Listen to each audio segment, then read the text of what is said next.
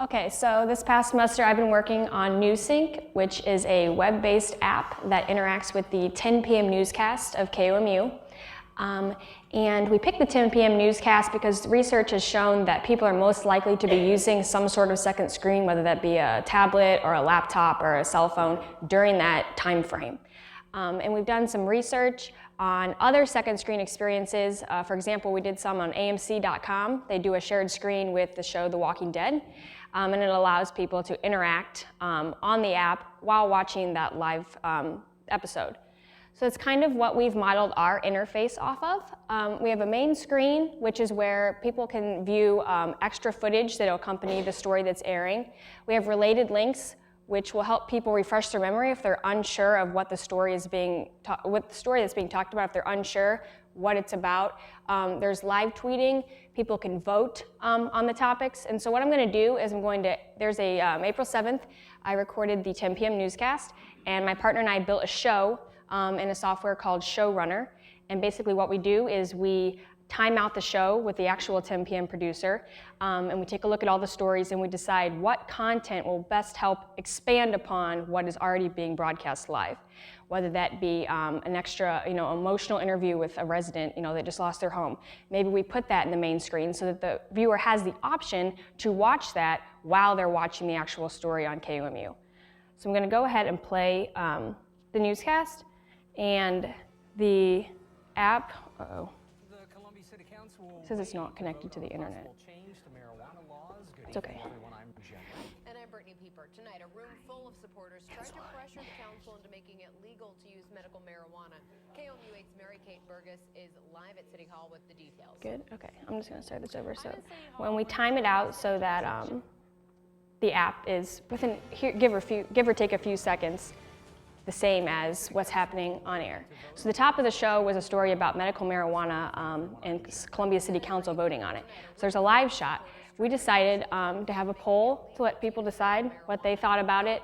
If we were unfamiliar with it, we posted a related link that people can refresh their memory with. And in the main screen, if you click on the main screen, you can watch a package that a KOMU reporter did on marijuana being legalized in Colorado. And the reason that we have you click on it rather than just play it is because we found that it's kind of distracting. You're distracting them away from the actual live broadcast. So you have the choice to click on that if you want. It opens in a new window. You can always close it. So that's how that works. We'll wait till the next the next story pops up so I can show you how that works. So the next story happened to be about the Providence Inn, which is closing May 1st, and we related the story back to a KOMU story we did about the young girl that was found dead in the hotel, one of the reasons it's closing. The map kind of gives people an idea of where it's located. If you double click on that, it'll zoom in, you can move around. We decided to keep something kind of stationary in that main screen for this story because the reporter gets a really good interview and a soundbite with a resident that lives there, and it's very emotional. And we personally didn't want to distract the audience from that interview on TV with something that was going on here. So that's why we chose that. Again, you can vote how you feel just by clicking on it, and it tabulates the results after each story. We're going to get out of here. We're going to live strong. And if we have to sleep in a vehicle for a couple days, so be it. The decision comes just days after police found 16-year-old Morgan Myers dead inside a room at the Providence Inn. The motel has had problems with crime for years. This year alone, emergency officials have responded to 81 911 calls there. So this was the night before Election Day, and so there's a lot of election coverage, and we decided to kind of highlight the main points. And so what we did for this one is the Jefferson City City Council voted down 2 proposals that they had previously approved last fall. So we have that article right here if you want to read about it. And again, you can click on that picture and it'll open the 2 proposals if you're interested and you live in Jefferson City and you want to read about it. So you can kind of read the proposal while you're listening to what the council members are saying.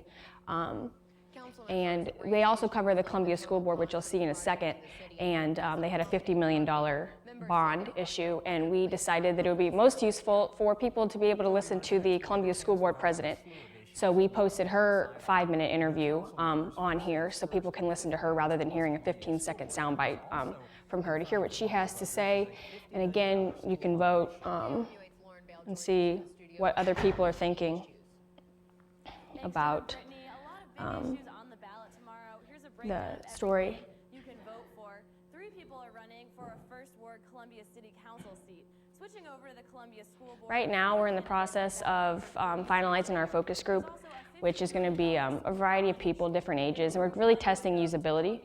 We want to know what people find difficult to navigate or what's easiest for others. There is, if you click this little red button above the poll, it's like a weather widget. And that was one of the things we might change. It's kind of hidden and it's hard to find, but you just click back and it goes back to the poll. That's how that works. And then normally what you'd have is, for the reporter that covered that story, there's a reporter bio, so we'll have their photo and a little short bio on them, and that would rotate as the stories change. And if you tweet, right now it's set up with @KOMU News Tweets, but if you hashtag News Sync, it pops up on the app.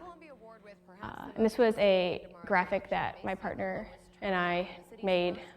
We took a template from the city's website and kind of changed it a little bit. Again, if you click on it, you can make it bigger. We thought it would help people visualize where Ward 1 is, because I think a lot of people, for the most part, have no idea what ward they live in. And we thought that would be beneficial because the story is about how the Ward 1 has the most issues, but unfortunately has the lowest turnout. So that's what we decided to do for that one. And the only difficulty is during the 10 p.m. broadcast, whoever's producing News Sync is sitting in the booth with the 10 p.m. producer. So if breaking news happens and something needs to be moved, you really have to be paying attention to the timing, because all of this is timed out. So if you need to float something, you have to be paying attention and figure out how to do that quickly so it doesn't confuse people that are using the app. Again, you can click, if you click on that, it takes you to Boone County Fire District's page, and it actually lists where each station is in Boone County, how much money each station is getting, and what the improvements are, because that's what the story was about. It was the Boone County Fire Bond. If passed, residents would pay an additional 25 cents per $100 of assessed property. This, we decided, we looked up a lot of the stories about this Jerry Wilkerson, and none of them, if you watch the VO on the show, none of them had his photo, and so we thought it would be interesting for people to kind of get an idea of what he looks like. So we put that photo up there. I don't know if that's a mugshot, but that we also had a few related links that we were going to put in there, but we decided not to. A couple links about him hitting a cop, or trying to hit a cop with a car, just not flattering. This one is a little different. We decided to put, see if it works. It's kind of cut off, but normally that would be in the whole screen. Just a little bit of VO. It's about an Ashland alderman, kind of a dry story. So we put in a little VO just to give it some visual effect. But one of the most interesting stories we thought in this newscast was the Ryan Ferguson story. And most people know who that is. But the family refiled against the city of Columbia, and they have a really good interview with his dad. And so we put that full interview here on the main screen so you can kind of listen to his reasoning as to why they refiled, and what he feels they're owed. And we thought that was a good poll question to ask people about that, because we've talked to people who say, they believe he was wrongly imprisoned for 10 years and that the city owes him, and other people say $100 million is absolutely ridiculous. So we thought that would be something interesting to kind of gauge what people feel in Columbia. The city of Columbia is included in the lawsuit because he thinks the city made mistakes. Weather-wise, when you're using this app, right now we have a photo of an 8-day forecast, but the weather widget is kind of what takes up most of the weather, because obviously we can't use that green screen that they use at KOMU. But and during commercials, what happens is we've sold ad space, and so there will be an ad on the main screen for 90 seconds or however long commercial break is, and then the app restarts as soon as the newscast comes back on live. So that's how that works. But yeah, our hope is to publicly launch it in either May or June at the latest, and it will be used strictly right now for the 10 p.m. newscast until people get familiar with using the softwares and are trained. But yeah, that is News Sync, and I think that's it.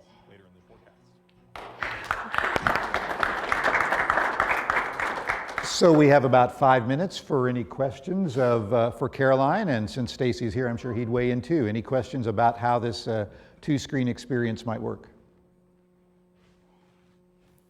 Not a question, because I already know the answer, but one of the things you didn't show that might be of interest, and I don't know if you're going to have another video pop up, but where the Bill Ferguson was up, for instance, if you clicked on that on the pad, it would open it up in another window so you could watch it, and then you could come back to the app. I don't know if you could. There's another video coming up after this commercial I'll click on.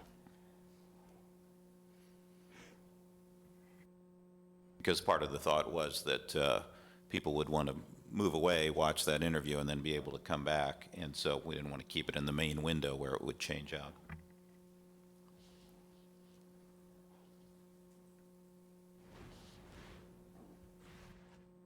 While she waits, it is on timing with the show, so you can't fast forward it. We're doing it with a recorded demo, but of course it would be live and be in real time at the show, so you can't back up. Ron, could you use the microphone? Yeah, thanks. This is great extra information to make available during the coverage. How much extra staffing is this going to require for a typical news station to take this on?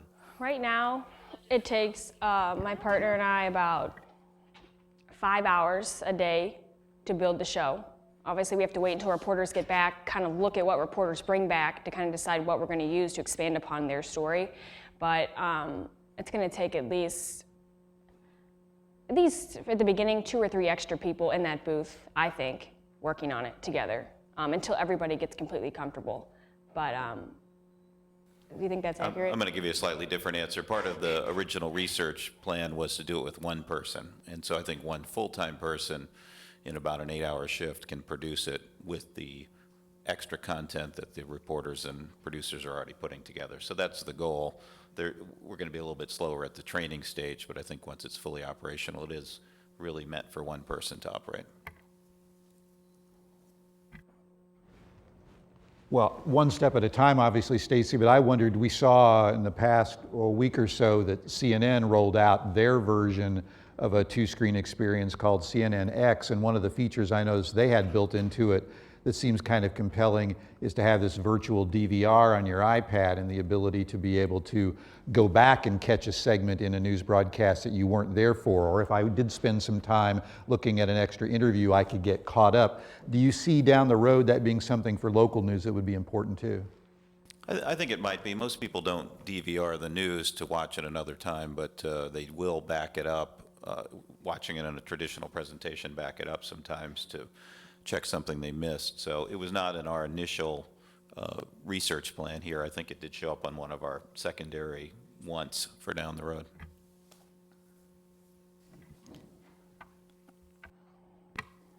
Could you talk a little bit about your marketing plan and what your goals are for the end of the year as far as how many users you hope to have? Do you want to help me with that? I can help. We're rolling it out a little later than we'd hoped because the software just took longer to develop than we'd hoped for. So we'd hoped to be on the air by now.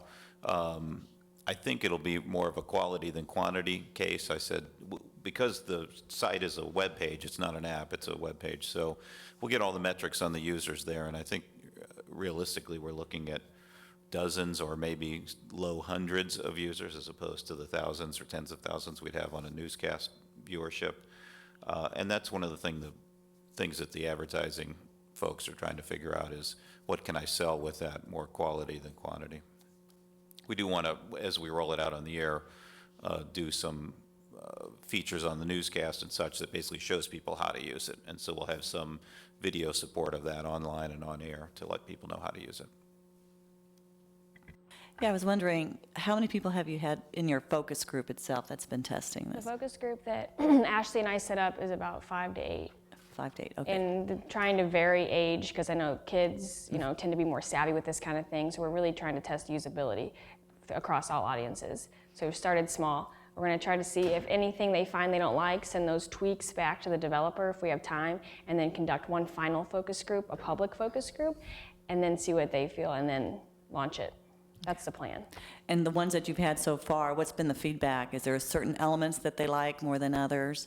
They like the fact that they can, if they really care about something, they have the option to watch more of whatever that be, whether it be sports, news, whatever. They like that they can click on it. It opens a new window. You don't have to fidget with going back and refreshing it. And they like the polls. They find that entertaining. I don't know. Younger people don't tend to click on the links to refresh their memory, the internal link to go back to KOMU. Some of the older people do. So it's kind of a mixed bag. We're really trying to think about who's really going to be using this. One last question. Yes, have you looked at whether or not maybe there's a shift here and what you're calling the second screen is really the first screen? That's a good point. Are you checking the attention? Where are people spending their time and attention? When you have two screens, you're probably going to choose mainly to look at one or the other. And that's one of the things that I feel, if I've got a computer in front of me and I'm watching the TV, sometimes the TV is background noise to me, and I'm really focusing on what's on my computer screen. And so, in this sense, that could be a good thing. You're interacting more with the news, but you're losing the element of watching the live broadcast. And so, that is a shift. That's how I see it. I don't know if older people stick with the traditional ways and are watching the TV and not messing around with other devices, but that's how I do it. I would, the reason I ask it is that I would tend to focus on probably my iPad, and the TV would become secondary. Right. Yeah. Or for that matter, there may be just one screen, and we were talking about the CNN-X experience very briefly. You can get all of it on your iPad now, full screen video, or you can get all the other interactive effects, and they're talking with the set-top box manufacturers and the providers to get this on your television as well, if your television is equipped to handle that. So maybe there's only one screen. All right, Caroline, thank you very much.